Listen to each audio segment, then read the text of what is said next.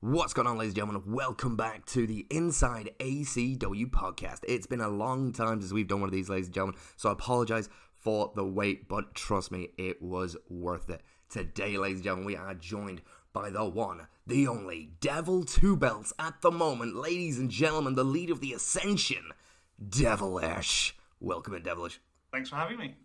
Oh, this has been one I think everyone's been really excited to hear about for your massive knowledge in wrestling. And I know you're a big fan of wrestling, so I'm extremely excited to get your thoughts on everything. But let's get started with your thoughts on End of Day 6. That, of course, the last weekend, the biggest damn show of the year. What did you think about the show? I absolutely loved it. I thought it was fantastic.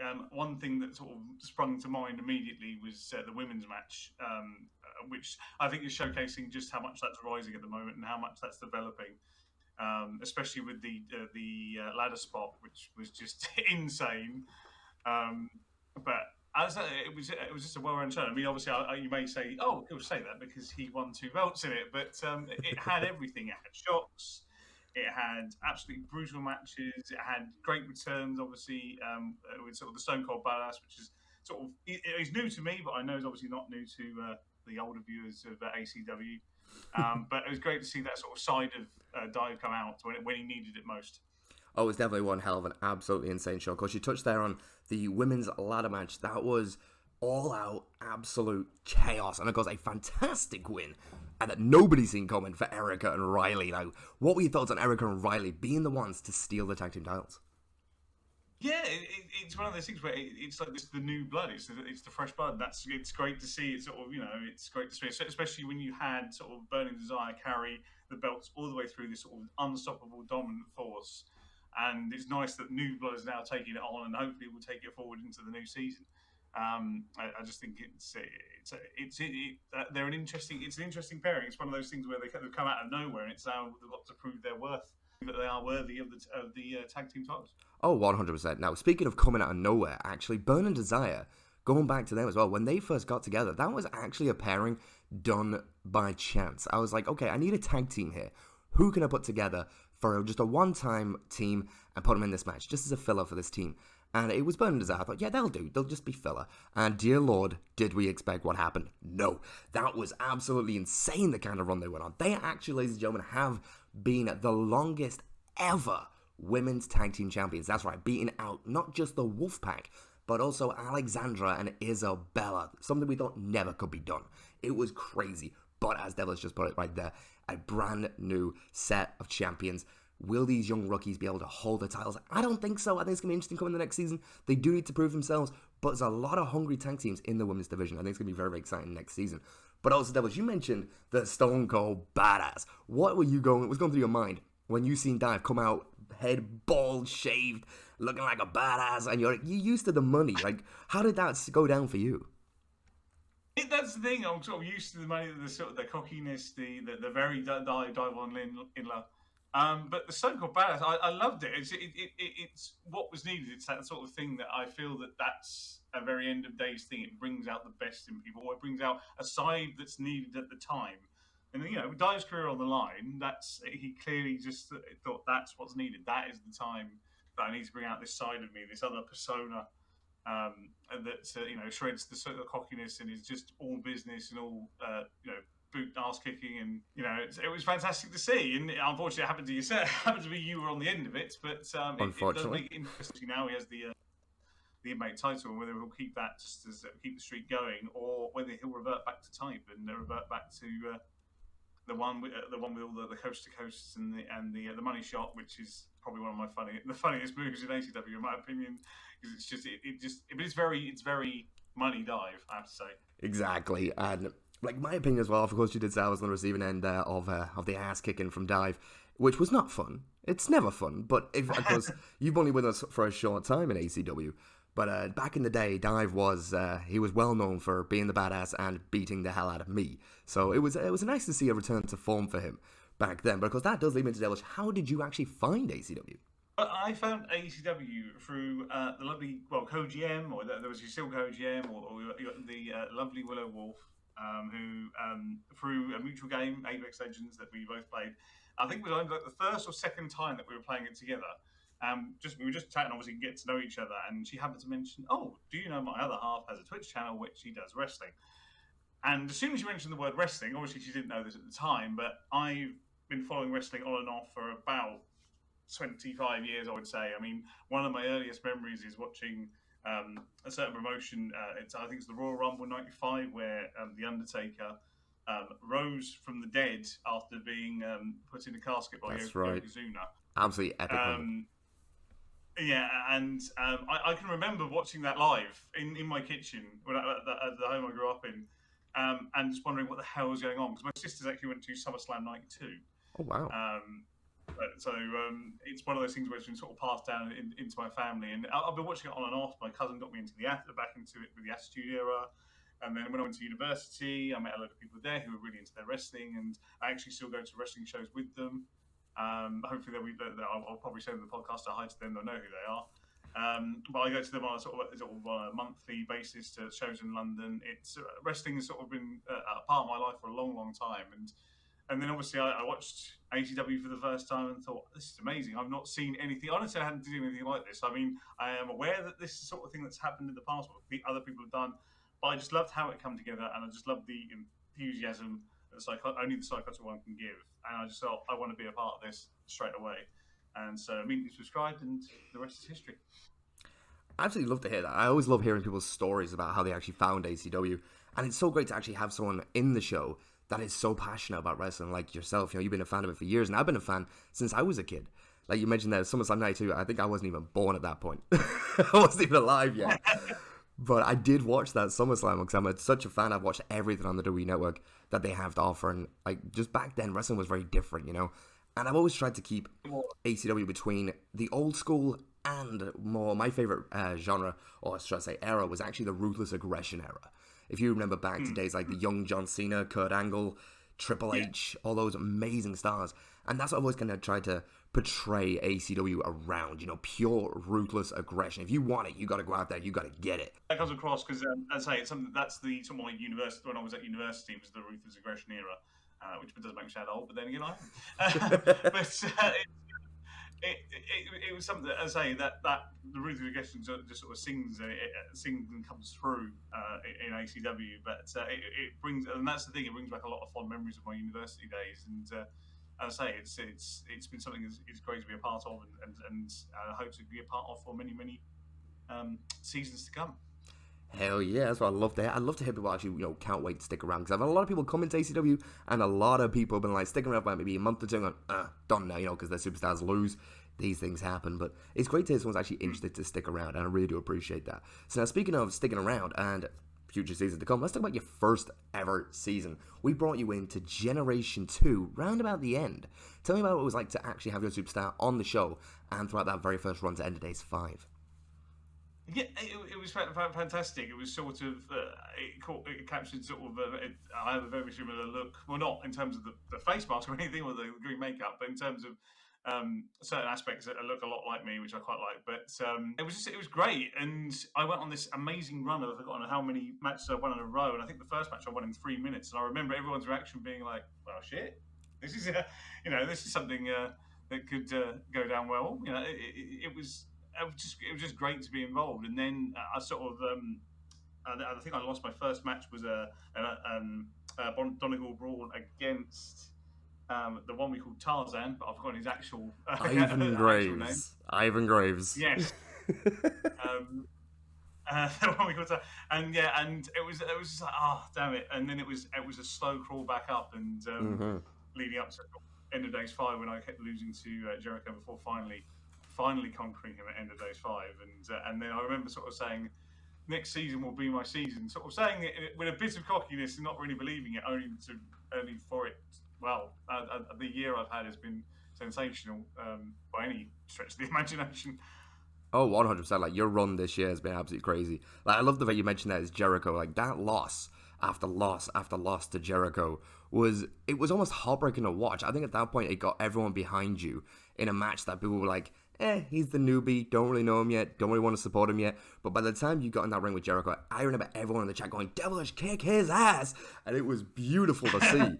And then you speak of your current year. Wow, what a rookie year for Devillish, and of course, the Ascension. We'll get to the Ascension a little bit later on, but right now I want to talk about that solo run that you had, of course, from Jericho losing and getting your own back at end of Days 5. You then, of course, went on a bit of a solo run throughout the year. Talk about your solo run and some of your achievements and how you felt about winning certain titles. Like, let's start with the Inmate Championship. Yeah, as I say, that was, it's sort of been an insane sort of year where I've either been in the thick of the action, and even if, the times that I've lost sort of amicably, and sort of, it's one of those things though, as you were saying, sort of like how some people, it's a shame to hear that some people sort of have come and gone because their characters are lost. And my personal feeling is that the losses make the wins even better. Exactly. It's one of those things. It's how it should be. It's that for every loss, if you lost 2 or 3 times, it just makes the wins even greater. And and firstly, sort of the step up with the Inmate Championship, and then we've got Sanity in the Bank, which I thought was fantastic because it was one of those ones where I kept getting to. It seemed to be a common theme that people just wanted rid of me and kept beating me up and throwing me out to the ring, but I just keep coming back, and I snuck up the ladder and nicked. And I just remember everyone's reaction was just like, "Wow, that was unexpected." There was a genuine sort of like jaw-dropping moment. That was one of the most insane matches. I remember watching that match thinking, I actually went into it supporting you, going, I want to see Devillish win this. But then the more the match went on, as you put it, no one would allow you in the ring. Every time you got back in, get out. Back in again, get out. It was ridiculous. But then the last second, when everyone thought Devillish was going to get absolutely destroyed in this, because you went into that with an ego, and it was brilliant. I loved it. But you climbed up the ladder and pulled down that briefcase. Just your reaction was, I was like, this is why I do this. Immediately. Just the way you lost your mind. And I was like, that is exactly what I want to see. That's exactly what I want out of my audience, is to make them feel like they've just done something insane. And you did something insane that night. It's something I do get so... It's one of those things for those hour, 2 hours, nearly 3 hours for some of the pay-per-views.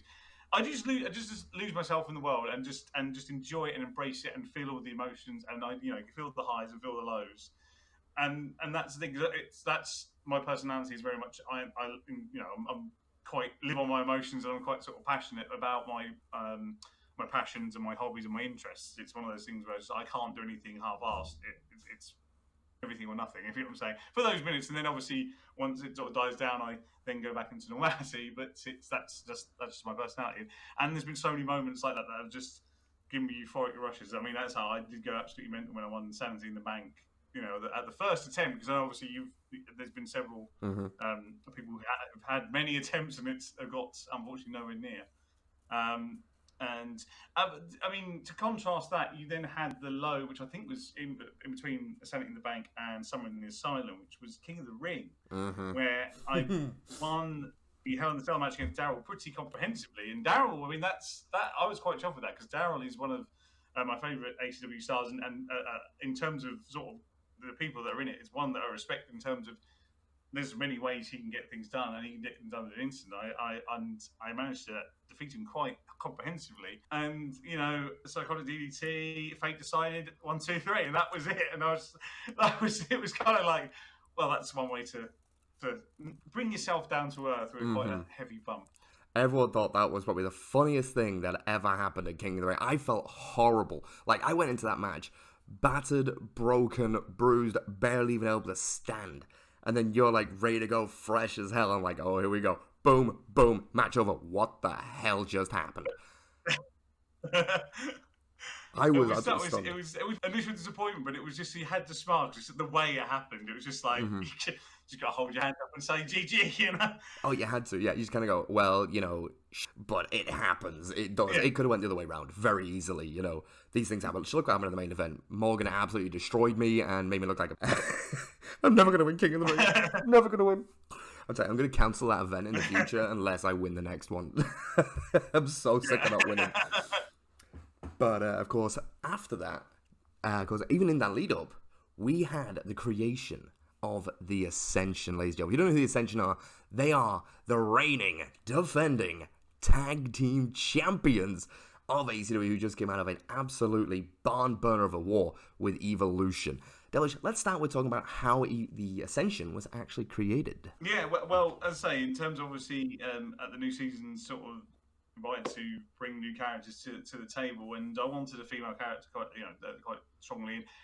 Initially with Priscilla, she was going to be very much a sort of prima donna princessy type thing. If for those of you know, sort of Alexa Bliss's very first gimmick in NXT was very much that was what I was going for. She was very much a sort of powder puff princess. So I thought it would be a nice contrast to a lot of the females that are currently in ACW. And then Henry Devillish, so I wanted them to be sort of like this sort of the Miz type vibe, sort of hence the sort of Devil Star, which that played to Hollywood. Obviously, gave those ideas to you, but then watched the first episode of the new season, and all of a sudden the Ascension come out, and I instantly fell in love with them, and I was just like, that is just genius. They looked perfect. It was something. It was one of those things where it's like someone's taken your idea and then pushed it to the moon. And I've fallen in love with these. It's one of those things. They are like my babies. It's like just the pride and sort of, and the way that the community has embraced them so far. I mean, I know that Di probably doesn't embrace them at the moment, but not at the moment. A lot of the community have said how much they enjoy the Ascension because it's just they just fit so well together. You've got myself as the sort of the leader, sort of the fierce leader, sort of trying to always fighting, always never giving up, sort of even when people want to throw him at the ring or just go away. It's like I will keep coming back and keep coming back for more. Henry Devillish, who just has done some insane things this season. He just takes a beating, bless him. Just keeps taking a beating and getting back up. And then it's one of those things where his will to never give up is something just to sort of admire. And then Priscilla, I love the fact that Priscilla is just this annoying little shit. She is. She really is. In the way of everyone. I mean, I think she's probably annoyed every single member of the psychotic asylum community by she just gets in their way. It's just that sort of annoying personality, and I hope that sort of extends further into next season. Potentially, if she goes on on her own and ventures into the women's division, which she briefly sort of did with Lucille, where she put up a good fight. And one of the things is just like actually she's got a bit more to her than just being that one that just chucks in chairs and distracts people. But I love that personality. It was just that's a way to sort of make yourself notice, even if it's going to annoy the hell out of you. And probably when you first come on the scene, be everyone like, you need to destroy her.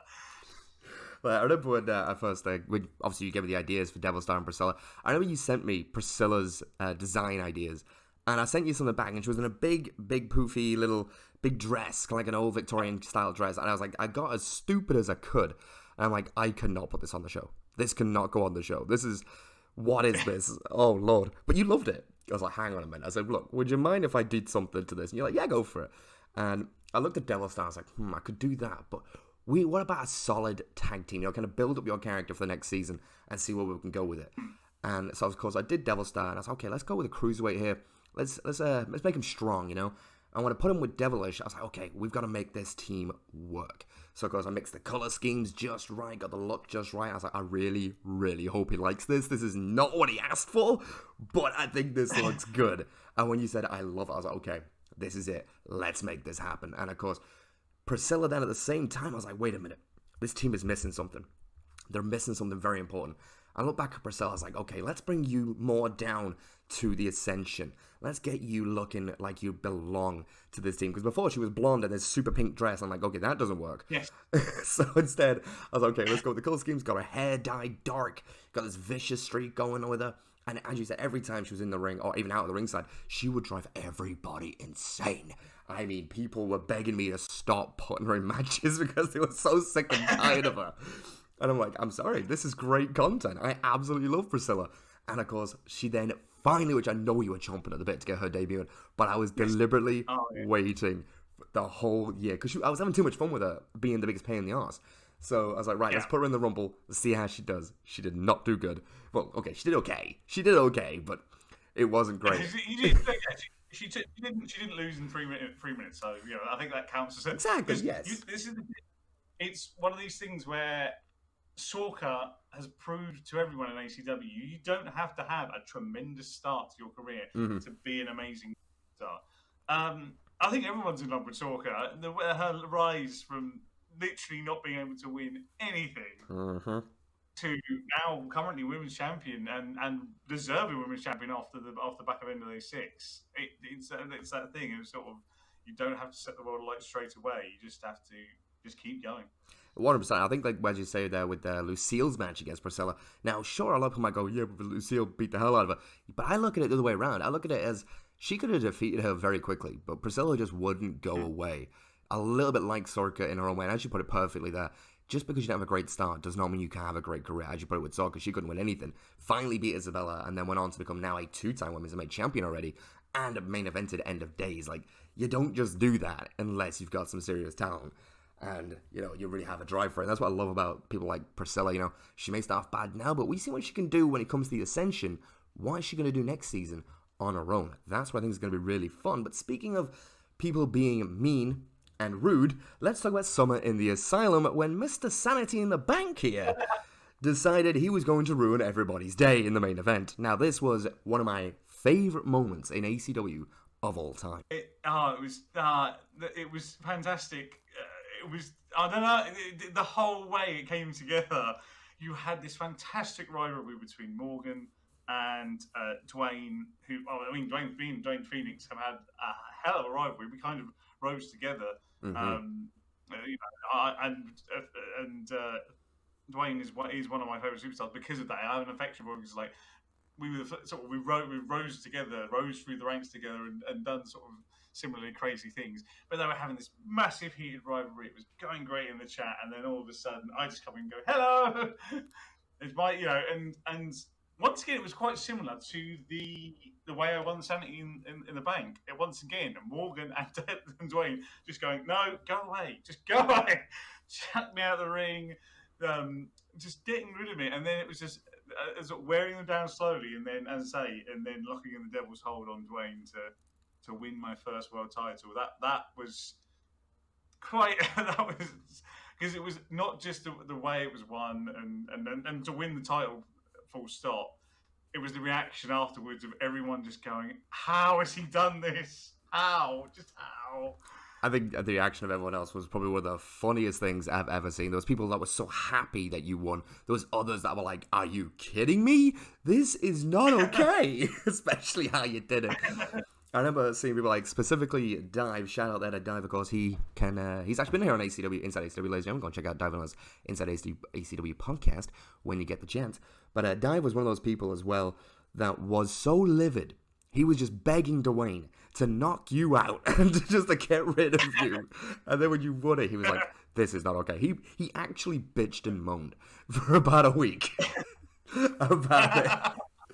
But I love that as well. It stirred the passion. It stirred the passion, That was the thing, and also you had Panda's reaction, bless her, which was just hilarious because she'd finally got Morgan. I'm trying to think who was going in as champion. Was it Morgan or Dwayne? I believe that night it was Morgan, and Dwayne was coming for the title. So Morgan finally got the belt for Panda, and then just to have it sort of yoinked away from her in unexpected circumstances. Mm-hmm. Yeah, it didn't go down well with her either. But then you had, as I say, the erections of Willow and Cool Guy, and I think for Johnny, sort of really happy to see that they had finally done it. But yeah, it was hilarious. It was fantastic. It gave me such a buzz, and it's one of those things where you've got the things that give you a buzz in life. You need to keep close. Oh, 100%. Now, you mentioned Pro Johnny there, of course. You two actually did go to war at end of day 6 for the World Heavyweight Championship. Of course, a couple of bumps in the road towards that match, but I've got to say, it was almost, in my opinion, absolutely match of the night between the women's ladder match and that main event. It was brutal. It was rough. Talk a little bit more, Devillish, about the war between you and Johnny. How did that go down, and how did it make you feel in the end? Well, it was once again. It's that sort of you bring out a different new side to you to do what you need to do, and for me, it was using the weapons, which Devillish has never used weapons, I don't think, ever before, and yet it was baseball bats, it was chairs, it was all sorts. It was another side. It was like another dimension, which I think actually got that momentum going. So because it was constantly I was in front and Johnny had to catch up, and I think it was the weapons that sort of swayed it in that favour, and sort of got me going, and eventually sort of getting sort of into the Devil's Hold and the Indian Deathlock as well, which I'd say that was nothing. I had never ever used that before in my year and a half in ACW until that moment when I needed it. When I needed to pull away from Johnny again. As I say, it was fantastic. Well, it was nerve wracking. Don't get me wrong. I was genuinely nervous. Hence why I was very quiet in the chat. If you look at the chat feed, but it was thrilling to watch. Such a fantastic way to sort of, and I'm glad that I did sort of the end of day 6 justice. That's one of the things. It's one of the things if you're given that spot and you mess it up. I would feel bad. I genuinely would feel bad because it's one of those things where it's just like this is the grandest stage of ACW. It needs to be all guns blazing or nothing. We almost actually, speaking of being given an opportunity, we almost felt like that match might not have gone down as well as it did. We actually almost removed that from the main event, but luckily we kept faith in the match. And of course, I think it was originally supposed to be a 2 out of 3 falls, and that's what we were worried about. Yeah, we were like a 1-on-1 could be ended quickly. The Devil's Hold is deadly, which we definitely seen out of the days. But also the perfect bomb, like what we seen Johnny do to Devil Star the week before. So we're like, I don't know. So we're like, 2 out of 3 falls, that could go well. But like, no. I think that if we're going to put this in the main event, we need this to be the most brutal match we can think of. And that, of course, being the Extreme Iron Man match. And I am so glad we kept that in its spot because I think that match absolutely stole the show. It was violent. It was rough. But and I had all the sort of elements of it. I mean, like as you say, I really do like the Devil's Hold because there's some sort of like the build up to it. Like don't get me wrong, there's fantastic with like Daryl's RKO and the instant wowness, but there's also the beauty in that sort of it's coming. That sort of when the stance when I'm in the stance and sort of just looking at my opponent, everyone's just like. They know what's coming, and it's whether that person will get out of it. Because I've made a lot of people tap to that, and also the Devil's Drop is actually is becoming effective. Well, it was effective on end of days, definitely. But it's nice to have sort of like a sort of finishing sequence ending, which just has a bit of sort of like theatre to it almost. It really does. Like a lot of people claim as well, though, that the Devil's Hold is OP. Overpowered. Would you agree with that, or do you think it's nicely balanced for your character? It's because it's one of those things where when you're in it, usually people tap, but there's many times like rope breaks have cancelled it, and usually there's been times when people literally just get as soon as they realise they're in it, they get out of it. It's one of those things where it's like drop down and then put it in. There's been times when people have literally just got out of it. And it's almost like that thing, I don't want to be in this because I know how deadly it is. And also, I think if someone gets out of it, it would be huge. It would be huge. If someone was in it for a while and then got out of it or survived it, there'd be something to that. That would be a moment. Oh, definitely. Even if it was against me in a title match or anything like that, it would be a moment. Speaking of the title there real quick, who would you like to face next? Who do you think would be the great opponent to face when the new season begins? When the new season begins? Ooh, interesting one. I've always fancied Dive one-on-one. Because I don't think we've ever done that many one-on-ones. I know, obviously, we might talk about in a second the war with Evolution for the Ascension, but the one-on-one-ness between me and sort of, the leader of Evolution versus the leader of the Ascension. Sort of no one else, no Priscilla's, no Dwayne's, just a sort of one-on-one, mano-a-mano. I would enjoy that a lot, and I think the banter between me and Dive would be quite horrific, but I'd welcome that with open arms. Oh, and I'm not gonna lie, I'd actually love to see a world title match, Dive versus Devillish. I think that could be one for the ages. Now, if Dive is listening to this, Dive, I know you want that match, but I'm gonna make you wait. So I'm gonna tell you right now, you ain't getting Dive, mostly because I want Dive to suffer. I'm just kidding. Who knows? Anything can happen come next season. I think Dive would be a great first opponent person. I'd like to throw my name in that hat, but you know what? I'm smart. I ain't going anywhere near that world title while you have it, because I am not getting locked at the Devil's Hold. It ain't happening.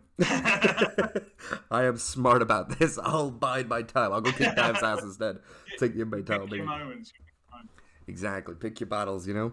But of course, Devillish, what was your favorite rivalry throughout of ACW? Now, of course, being your own, or even anything in particular elsewhere in ACW? Well, in terms of my own, I mean, sort of, because the Ascension obviously was the first way that that I won a belt through facing Chaos, I believe, isn't it? Mm-hmm. I believe it was how I actually won my first belt, and I think there was that little rivalry with Chaos, which obviously with the Ascension aesthetic and the Chaos, and it was put that sort of hellish combination, you know, that can only be named in the darkest of minds. That was a good rivalry. But then obviously you've got my rivalry with not my rivalry, Ascension's rivalry with Evolution, which was that captured a lot of people's imagination because it was war after war after war. Okay, end of day 6 didn't go too well. It went very much to plan for me, but that doesn't take away the great matches that we had. The Soul Survivor one was fantastic. That was brilliant.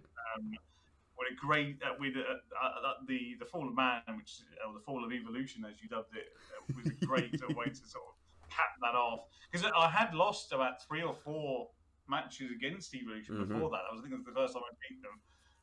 You know, it's one of those things where it's like you beat them at the right time when the chips are down, when the belts are on the line. That I like the fact that it was like that one last shot and they finally captured it. But in terms of sort of other rivalries, I say Dwayne and Morgan was a fantastic rivalry. I thought I loved the storyline how Dai took over ACW. I just thought that was fantastic. It gave a new edge to the show and a bit of chaos and a bit of unpredictability in terms of what was going to happen and how Dive was going to affect everything. There's so many women that I've fallen in love with more than the rise of the women's division is something also that I think this season has been amazing. There's been some great rivalries there, and say Sorka's rise, Lucille and her her dark ways. You know, she's something else when she's on form. Mm-hmm. She really is. Burning Desire as well. They're sort of their meteoric rise and sort of their sort of unstoppableness. And you've got the Furies who were towards the end of this season, but I think they might have an impact going forward. Definitely, they seemed a dynamic duo. And that's something that I'm generally seeing the women's division rising up and being of course it's equal to the men in terms of the top, but in terms of the sort of the full roster, I think it's becoming well rounded, and there's so much to look forward to. Oh, it's definitely a lot to look forward to come next season, ladies and gentlemen. Of course, you put it there as well. The rise of the women have been absolutely insane. We're not seeing this kind of rise since the days of the Wolfpack. Unfortunately, you did miss the golden days of that team. Yes, but that is the thing. I do regret sort of missing so many of the old or the rivalries and the old stars. I mean, the Wolfpack, obviously, you see Tia Wolf, who I do have a soft spot for, and sort of I do often vote for her. But it would have been nice to have seen. It's one of those sort of things I love to have seen the Wolfpack in their prime, and the early rivalries between yourself, Johnny, and Dive, and sort of those early days. But this season, it's one of those things where it's just like I've not felt like I've sort of been like this sort of. Even though it is my rookie season, I don't feel like that. I do feel like so much a part of the community as a whole, and ACW, and the fact that everyone sort of welcomed me with open arms is just fantastic. I'm really glad to hear that. Like, as I say, you may have missed them, but hey, it doesn't matter. That's in the past now. What we're looking forward to here is the future. There's still many, many big stories still to come. Like, looking back at them, it may make me maybe say, oh no, I missed them, but you didn't really miss much. Let's be honest. You only missed the building blocks of ACW. But I genuinely believe ACW right now is in a great place. I don't think it's ever been better than it currently is right now. Last season was phenomenal. It was a hard, slow build, but when we got there, I feel like it did pay off, and I have never been more excited to start another season of ACW. Like, I can't believe we're going into season 7. That is insane of ACW. I know, I think it's impressive, and you should take credit for that you've been going it for that long and doing it for that long, and it's only just getting it's getting better and better. That's the thing, and the passion is still there. There's you can see it's in every single show that you do. The passion is still there. Oh, what was that? I've always ever since I started ACW, the passion's always been burning inside you. And some days you kind of get a little bit sick of what you're doing, but then you come up with a brand new idea and you're like, oh my God, it's back. You know, and you get people like yourself that come in and you fall in love with the show. And that just keeps me going every single week. And a massive shout out to everyone in the community, everyone that's listening to this video right now. Thank you so much to everyone, guys, for honestly keeping me on my toes, keeping me trying to be better every single show. Because that's what I do. You know, my goal is to constantly come out every Tuesday and Thursday and make sure you guys are entertained. If you guys are not entertained, then I didn't do my job. You know, and I've had a bad show. And I'm my own worst critic. You guys say, kill it was an amazing show. I'm like, yeah, we could have done that better. We could have done this better. But as long as you guys are enjoying it, you know what I mean? That's truly all that matters. So, Devillish, do you have any predictions for next season or anything you want to see next season? Anything I want to see next season? I'd be interested to see how Priscilla would do if she decides to go on her own and go. Obviously, in the immediate future, it's how long can who's going to come for the 2 belts? You know, to create history was it means a lot to create history in ACW in my first rookie season by winning those 2 belts at end of days. It'll be interesting to see how me and Henry Devillstar can keep them and who will come at us.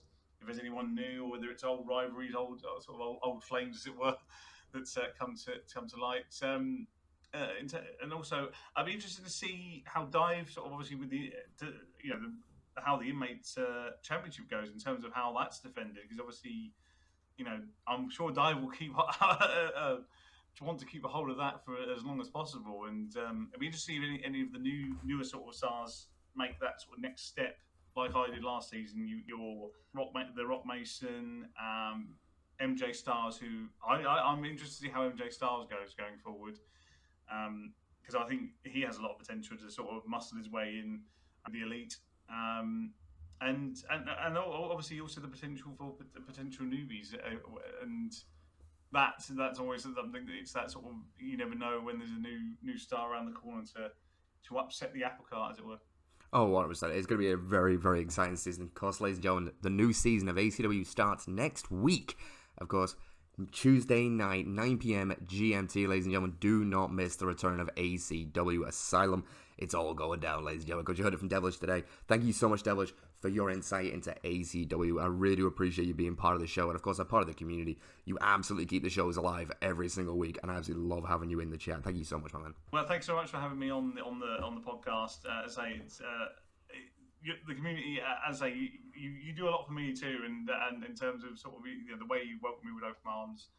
I look forward to spending many seasons with ACW and watching it and seeing how Devillish and the Ascension continue, hopefully, to live up to my promise, which I have always been saying every so often in chat, is that the Ascension will rule. And I'd be interested to see if we can live up to that promise. I have a quick question real quick before we finish up this. Do you think the Ascension were the very first team to officially hold every single championship? I think we've got it in us. I think, honestly, we have. It's going to take a bit of luck, a lot of hard work, and a lot of perseverance. There'll be many highs, there'll be many lows, but I just think that we can do, and I hope the community still keeps falling in love with us as much as they have done. I'm sure that Priscilla will probably try her best to make everyone hate us, but it'll be interesting to see how everything goes down. But it's we welcome all comers to try and challenge for our belts, and it'll be interesting to see if you can come out with any gold, or whether you come out with a sore reputation, should we say. Well, again, Devillish, thank you so much for joining me, mate. Ladies and gentlemen, you know what to do. Stay crazy. Devillish. Stay Sky Carrick. Hell yeah.